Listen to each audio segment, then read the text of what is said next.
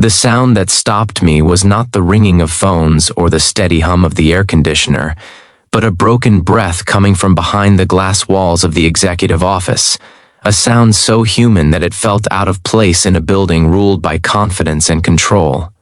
I had stayed late to finish reports, the Chicago skyline already glowing with evening lights, when I saw her silhouette bent forward, shoulders shaking, hands pressed to her face, the most powerful woman in our company unraveling in silence. If you had been standing there frozen like I was, would you have walked away and pretended you never saw it, or would you have stepped closer, knowing some moments change lives simply because they are witnessed? I remember thinking how fragile authority looks when no one is watching, how success cannot protect the heart from loneliness. I knocked softly before my courage failed me, and the door opened on a reality no corporate training prepares you for. Her name was Rachel Monroe, our CEO, the woman who negotiated million-dollar deals without blinking, who never missed a deadline, who inspired fear and admiration in equal measure. That night, she looked smaller, not because she lacked power, but because pain had stripped away the armor she wore every day. Her eyes were red, her posture tired, and the office that symbolized her triumph felt suddenly like a cage built from expectations. I was just Nathan Brooks, a mid-level analyst from Ohio who believed hard work and patience would eventually lead somewhere meaningful. I had moved across states chasing stability and purpose, believing that success would silence the doubts I carried since childhood. Watching her cry shattered the illusion that titles and wealth guarantee peace. In that quiet space, two very different lives collided at their weakest points. Rachel had built her empire after a public divorce that left her trust in pieces. The media painted her as cold and ruthless, but no article mentioned the nights she went home to an empty house, or the holidays she spent working, because silence was louder than loneliness. She had learned to survive by never needing anyone, until that night when the weight became too heavy to carry alone. Years of discipline had taught her how to lead companies, but not how to sit with grief. What followed was not a dramatic confession or a sudden romance, but something far more unsettling. She asked for nothing at first, only presence, a reminder that she was still seen as a person and not a position. Over the next weeks, we crossed paths more often, not as boss and employee, but as two people learning how to breathe again.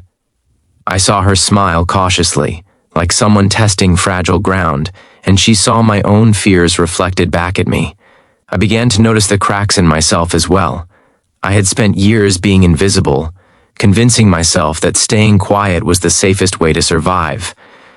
Standing beside her forced me to confront how much I had been hiding, how often I chose comfort over courage. In helping her steady herself, I was slowly learning how to stand straighter too, realizing that strength grows when it is shared. Then came the request that changed everything. Rachel was expected to attend a high-profile charity gala in New York, an event designed to showcase strength and perfection. The idea of facing it alone terrified her more than any boardroom battle. She needed someone who knew her broken side, someone who would not perform or pretend. She asked me to be her date, not out of romance but out of desperation and trust, and the weight of that trust frightened me. I spent nights questioning myself, wondering what choice I would make if roles were reversed. Would I risk my career for compassion, or would I hide behind professionalism to protect myself? I thought about my parents, about faith, about the kind of man I wanted to be when no one was watching. In the end, the answer came quietly. I said yes because sometimes kindness is more important than caution, and because I knew what it felt like to need someone and have no one show up. The gala was a blur of lights and expectations, but Rachel walked differently that night. Not stronger, but lighter. She laughed, not the rehearsed kind, but the soft, surprised sound of someone rediscovering joy. I realized then that healing does not arrive all at once. It comes in moments where fear loosens its grip just enough to let hope breathe. For the first time, she was not performing success.